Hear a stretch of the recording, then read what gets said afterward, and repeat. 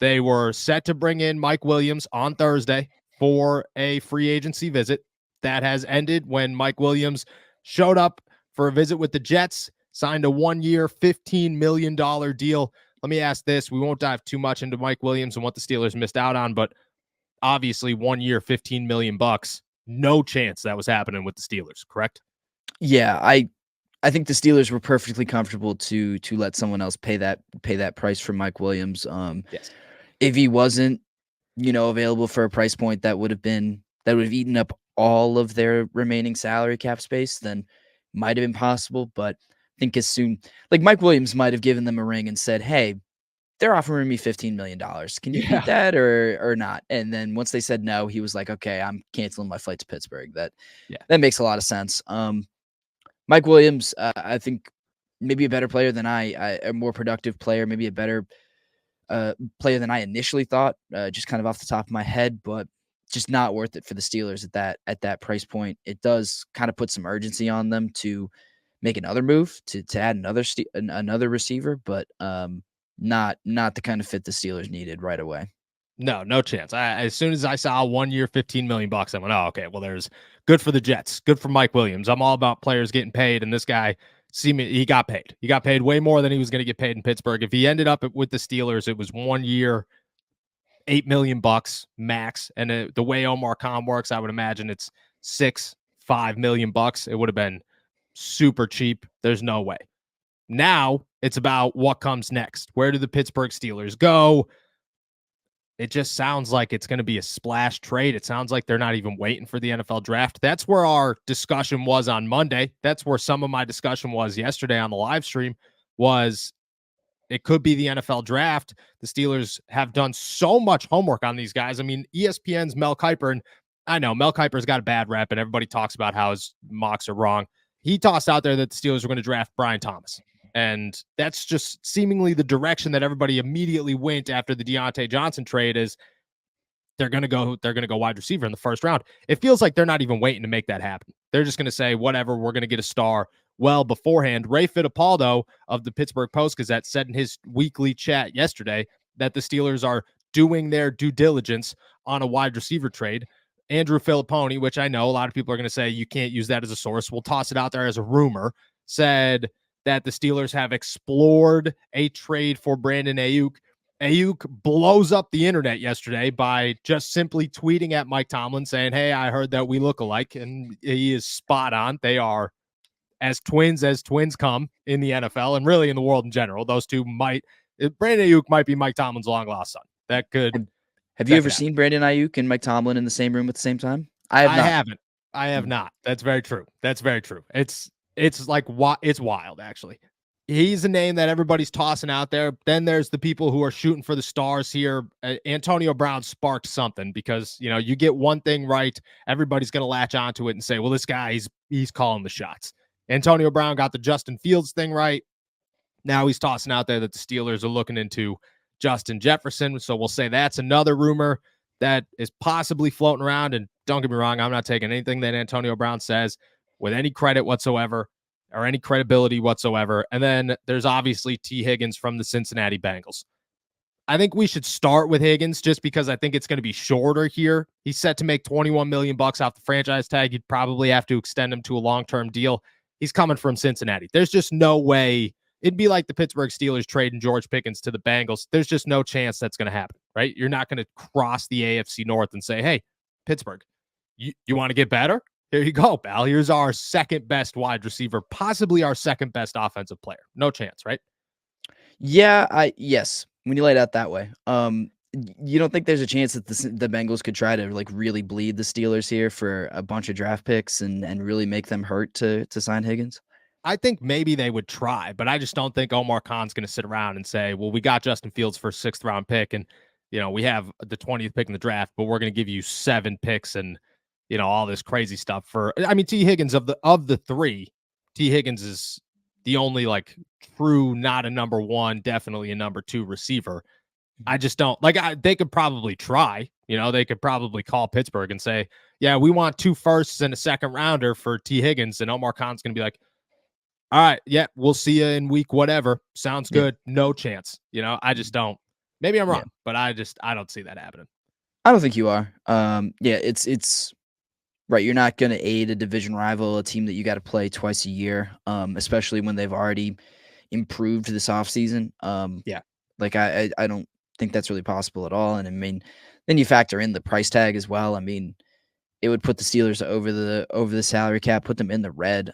They'd have to clear a lot of space to get them, and I don't know. You still have so many other needs that you need to address. You need that $10 million to sign all your draft picks going into 2024. Doesn't really make a ton of sense. It boy can dream. We can all dream Yeah. Oh, because yeah, no doubt. it would have been fun, but yeah, no, not really in the cards for the Steelers at this point. No, I'm going to say that one's ruled immediately out. Brandon Ayuk seems to be the realistic of the choices here. San Francisco 49ers set to make 14 point some million dollars this year, coming off back-to-back 1,000-yard seasons. Last year, he averaged like 17.9 yards per reception, which is, that's just a great number to have for any team, especially the Pittsburgh Steelers working with new quarterbacks. You look at Brandon Ayuk and, I got something in my eye. You look at Brandon Ayuk and you think that's realistic? I mean, I talked heavily about him on the live stream yesterday. I think it's, of the three, the best possibility. You think it's as realistic as maybe I do? Yeah, I think it's possible. I mean, there are like levels to it. It would be a pretty crazy situation. It would be a big splash. It would mean the Steelers are forfeiting at least a first round draft pick and then probably another, somewhat promising player. Mm-hmm. It would be tough, and it would really cost them to get him. But you said at the top of the show, it's clearly Super Bowl or bust for the Steelers. I don't think they're Yes. afraid to take big swings at this point, and we're kind of past the point where value matters a whole lot, if that makes sense. Like you're not, I don't know, you don't. I think you look less at like contracts and the cost of acquiring a superstar or a star caliber player because they could get you over the hump potentially. You know what I Yes. mean? And I think this is a move that falls into that category. Like Brandon Ayuk could be a complete game changer for Russell Wilson, for George Pickens, and then obviously for Jalen Warren and Najee Harris too. Just opens up so many things when you have a vertical passing game like this. Yeah. So I think it's obviously a move worth exploring. You have to look at the price tag, but also, I mean, you saw what the Jaguars reportedly turned down, like the deal that they offered to turn down to Yeah. make a first in Zay Jones. If Zay Jones was on the Steelers, I don't know about you, but I would not feel awful about trading a first No. in Zay Jones for Brandon Ayuk. That seems like I don't know why the Jaguars didn't do that, quite honestly. I think maybe it was the 17th overall pick. Maybe they were like, oh man, I think we could get him for a second rounder. I think you're crazy to get a 26-year-old for a second round pick. And, he's still got 1 year of a somewhat cheap deal left. And I mean, Zay Jones, that's, I think equivalently I think it's less. I think Calvin Austin is probably the guy that everybody's going to toss out there. I don't think he's equivalent to Zay Jones just yet. That would probably be the name. If you're looking for the Pittsburgh Steelers, let's start with just the 20th pick. Are you willing to give up the 20th pick for Brandon Ayuk? And then we'll dive into what has to come with the 20th pick.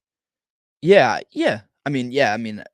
I was willing to give up the 17th pick as the Jaguars. So yeah, I think I'm willing to give up the 20th pick. I mean, Yeah. it's like the way I think about it is like, who are you going to draft with that 20th pick?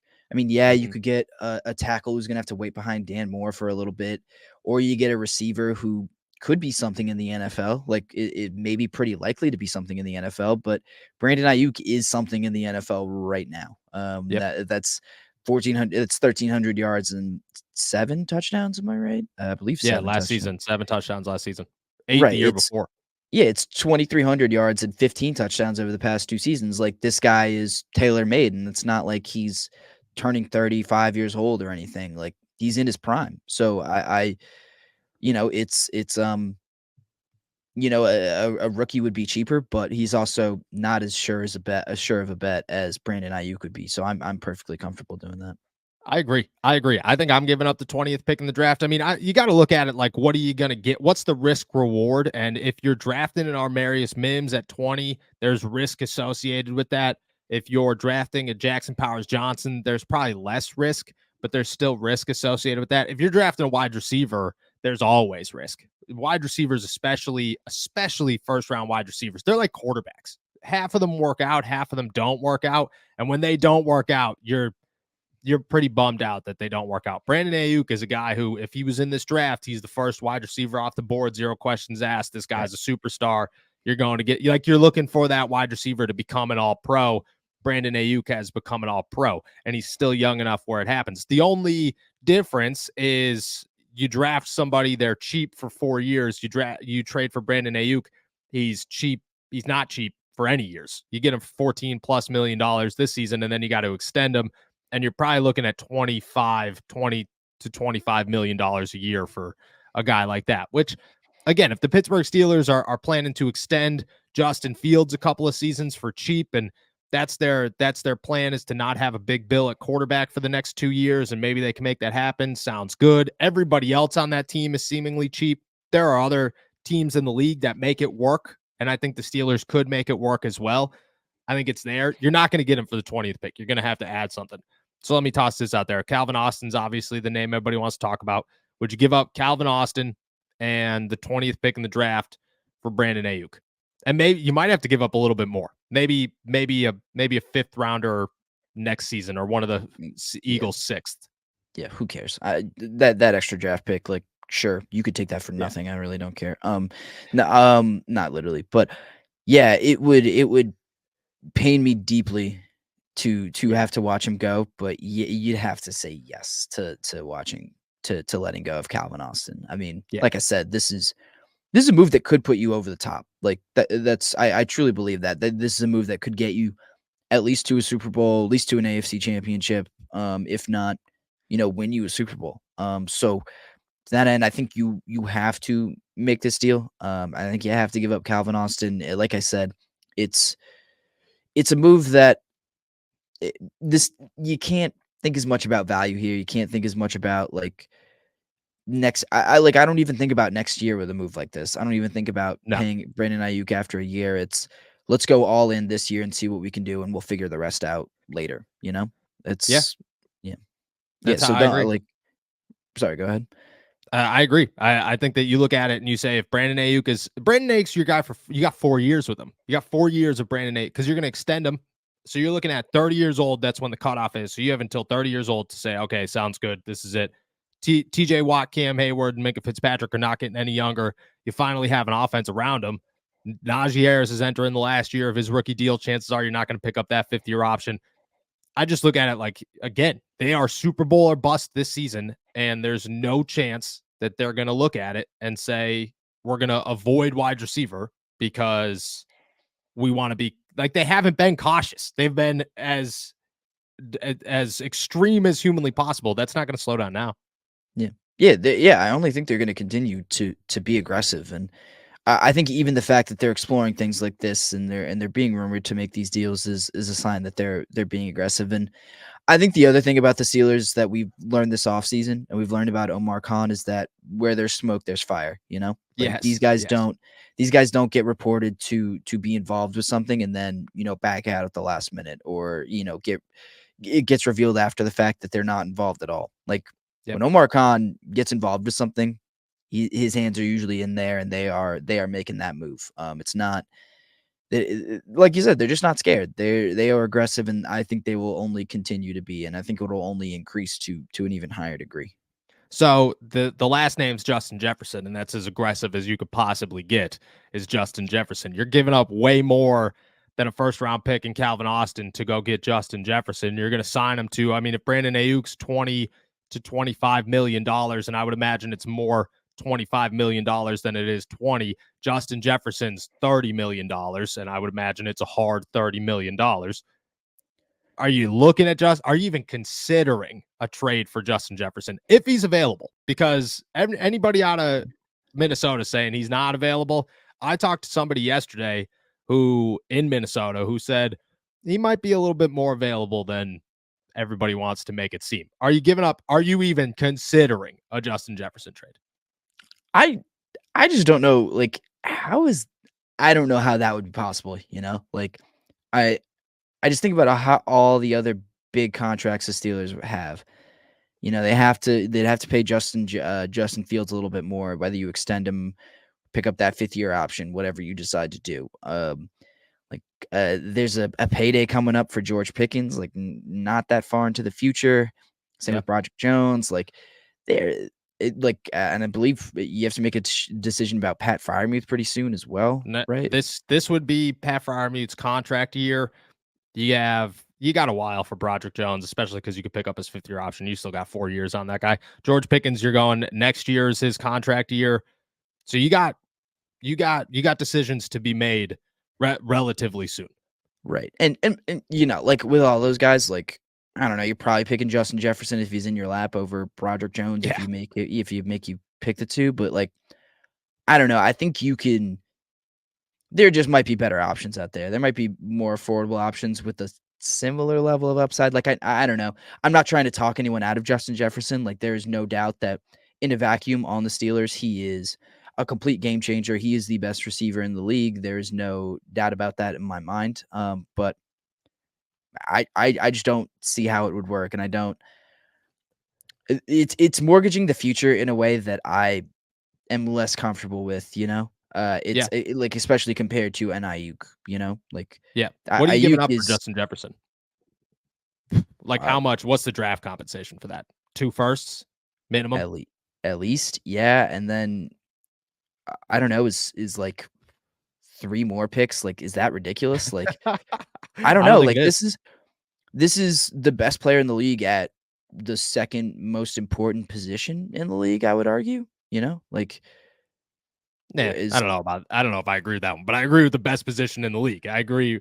I think left or best. tackle might stand over him, but Fair enough, quarterback. but yeah, but like so it's quarterback and like this is receiver is what second or Oh, like at it's least up they're there. paid that way. Receivers are Yeah, paid yeah, that way, like they are.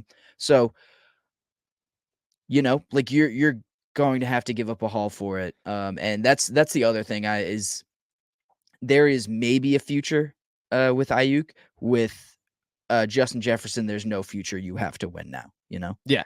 I agree. I agree. I look at it, you're giving up 2 firsts, maybe Calvin Austin and more, which is crazy. You're paying him $30 million a year, so you better hope that Justin Fields is worth taking he's cool with taking a 5-year, I'll make 15 million bucks a season type of deal, which will never happen.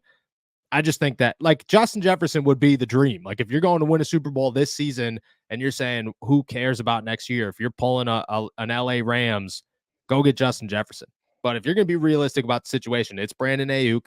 That's the only one that makes a lot of sense. You could probably find somebody else. Like you could probably shoot lower and look for a guy like a Devonte Adams or whoever, where you're just, and I don't know if Adams is on the table, but he's older. You're not going to Yeah. give up a first round pick for him.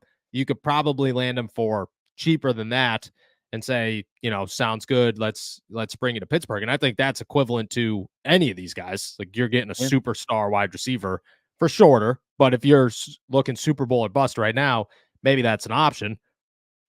I think that there are a lot of names out there, or at least a couple names out there that if you're going to shoot for the stars are ahead of Justin Jefferson. Like Justin Jefferson's just you're going to have to pay this guy so much money that Yeah. he's going to make more than your quarterback for the next like 3 years. That's too much money on top of having to give up multiple first round picks for a guy.